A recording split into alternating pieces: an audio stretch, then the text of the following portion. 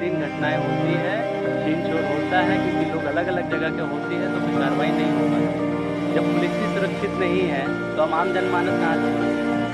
प्रशासन से निवेदन है जो वो जहाँ पे लगता है उसका भी एक घर है ना कि देखो कहाँ पे लगता है तो आते लोग आते हैं ना उसको देख लीजिए आप कहाँ पे चोट लगने से पुलिस का साथ में करते हैं और कहाँ पे करते हैं कहाँ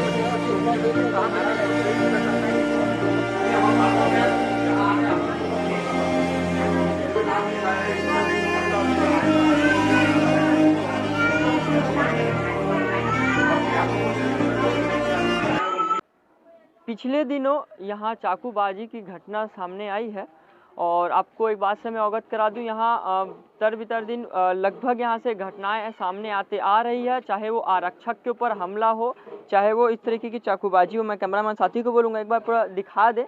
पिछले दिनों ये सब्जी बेच के अपना काम काज से यहाँ से आ रहे थे, करीब रात्रि 10-11 बजे का ये समय की है। तत्पश्चात अज्ञात लोगों द्वारा इनको यहाँ पे रोक के अज्ञात वसूली के तौर पे पैसा मांगा जाता है। जब ये नहीं देते हैं तो चाकू एवं तलवार से इनके ऊपर प्रहार करा जाता है। उसमें घायल हो गए हैं और इस वक्त मैं कैंप 1 भिलाई में हूँ, कब्रिस्तान के बाजू में हूँ। हमारे साथ कुछ लोग हैं, उनसे बात करेंगे, जानेंगे क्या था पूरा माजरा। कहाँ से आप? यहीं से ना? यहीं से हैं। क्या हुआ था कुछ पता है? जी, कैसे हुआ था?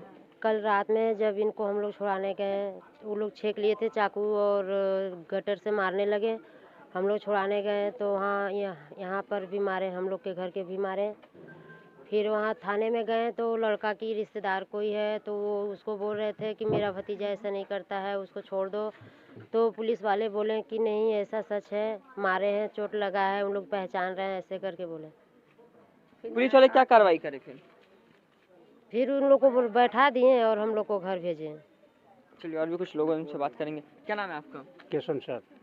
घटना देखे थे, कैसे हुआ था पूरा? घटना तो जो बताए वो सही बताए हैं। आज आए दिन यहाँ लगभग हो ही रहा है। प्रशासन से क्या मांग चाह रहे हैं? इनको सुधारे। सुधारे? हाँ, पहले भी यहाँ घटना होते रही, आज तक कुछ सुधार हुआ नहीं, तो क्या उम्मीद है? नहीं हुआ, कोई सुधार नहीं। इनका मनोबल इतना बढ़ गया है कि ये आरक्षक पे हमला करते हैं, पीसीआर वैन पे हमला करके, तो आप सोच सकते हैं कि आम जनमानस की क्या हालात होंगे। ये आए दिन कभी किसी बच्चे पे हमला करते हैं, मॉर्निंग वॉक पे जाने वालों पे, और ये बीएम्स हॉस्पिटल से लेके कब्रिस्तान तक के बीच में आए दिन घटनाएं होती है, छीन छोर होता है क्योंकि लोग अलग अलग जगह के होती है तो कोई कार्रवाई नहीं हो पाती है। जब पुलिस ही सुरक्षित नहीं है तो हम आम जनमानस कहाँ से सुरक्षित होगा? प्रशासन से निवेदन है कि इस पे ज़रूरी से ज़रूरी कदम उठाए, अन्यथा किसी दिन अगर कोई आम जनमानस मिल के भीड़ ने उन्हें कुछ मार दिया तो आप भीड़ पे प्रशासन कार्रवाई करने आ जाएगी, तो इससे बेहतर है कि उन लड़कों पे कार्रवाई कीजिए।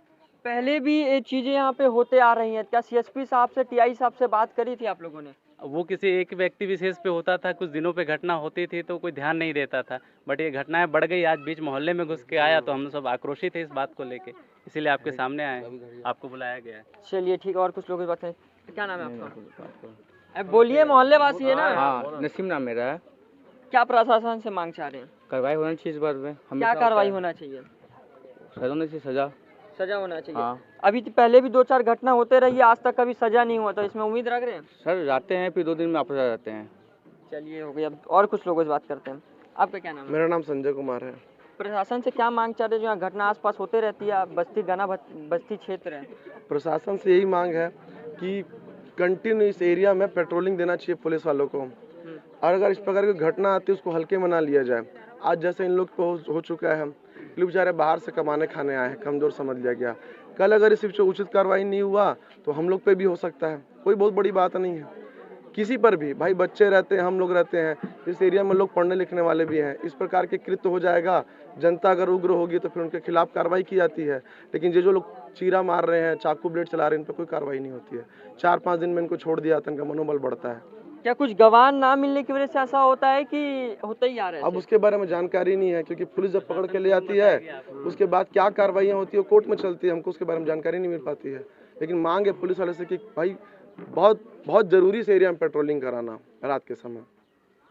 चलिए देख सकते थे हमारे साथ कुछ यहाँ के आसपास के निवासी थे, जिन्होंने बताया कि कहीं ना कहीं यहाँ गलतियाँ होते आ रही है, प्रशासन की भी गलतियाँ कहीं ना कहीं होते आ रही है, क्योंकि यहाँ पेट्रोलिंग कम होता है तो कहीं ना कहीं घटनाएं अभी बढ़ रही है।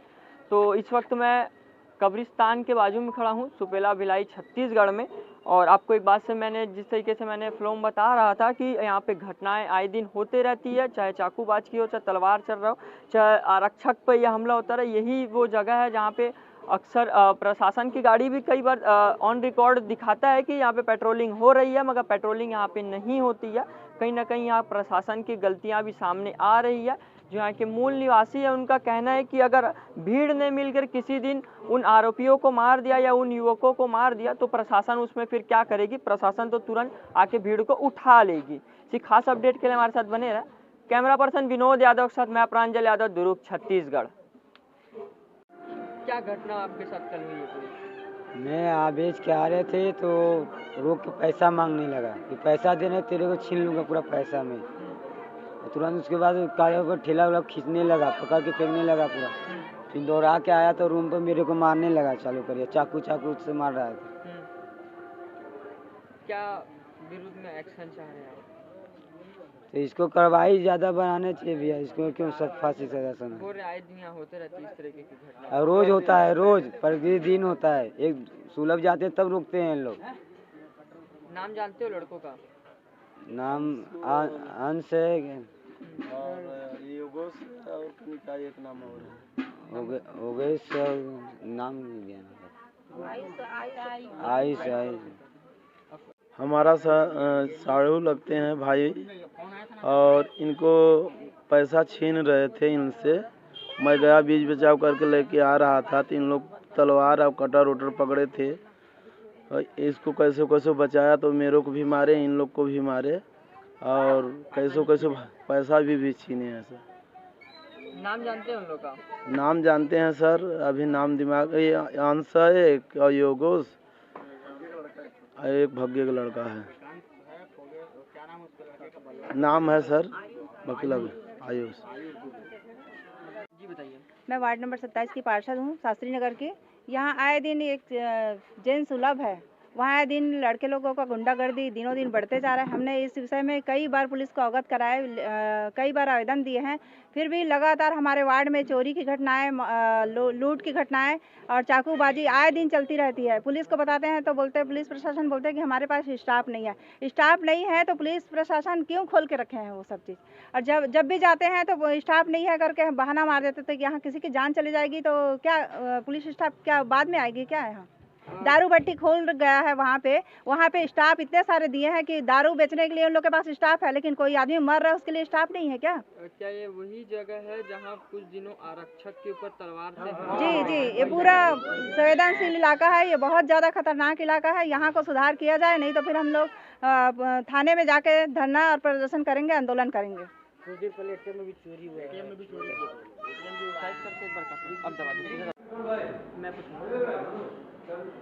कल जो हमला हुआ उस पर क्या कुछ प्रार्थी ने कंप्लेन दिया? प्रार्थी सन्नी सोनकर की रिपोर्ट पर अपराध पंजीबद्ध कर विवेचना में लिया गया है और आरोपियों के विरुद्ध उचित कार्रवाई हेतु पता तलाश कर उनके खिलाफ कार्रवाई की जा रही है। और बताया जा रहा है कि सब नाबालिग हैं उसमें? हाँ, नाबालिग तो बता रहे हैं, नाबालिग बच्चे हैं घटना पे, लेकिन उनको सही रास्ते में लाने के लिए उचित कार्रवाई करना भी ज़रूरी है और शासन के जो नियम है उसी के तहत उचित कार्रवाई और 112 को अलर्ट कर दिया गया वहाँ पर कानून व्यवस्था बनाए रखने के लिए। दिनों वहाँ पे आरक्षक पर भी हमला हुआ था, 112 पर भी तलवारबाजी करी गई थी, इस पे लेकर क्या वही बच्चे हैं? उसमें भी उचित कार्रवाई हुई थी, जो कानून के मंशा के तहत वैधानिक कार्रवाई की गई थी। शांति व्यवस्था बनाने के लिए पुलिस हमेशा तत्पर रहती है, 112 पेट्रोलिंग, सभी लोग उपस्थित होकर व्यवस्था बनाए रखने में, कानून व्यवस्था और जनता की जान माल की सुरक्षा के लिए सब तत्पर रहते हैं। और आपका नाम परिचय? मेरा नाम सहायक उप निरीक्षक अशोक यादव।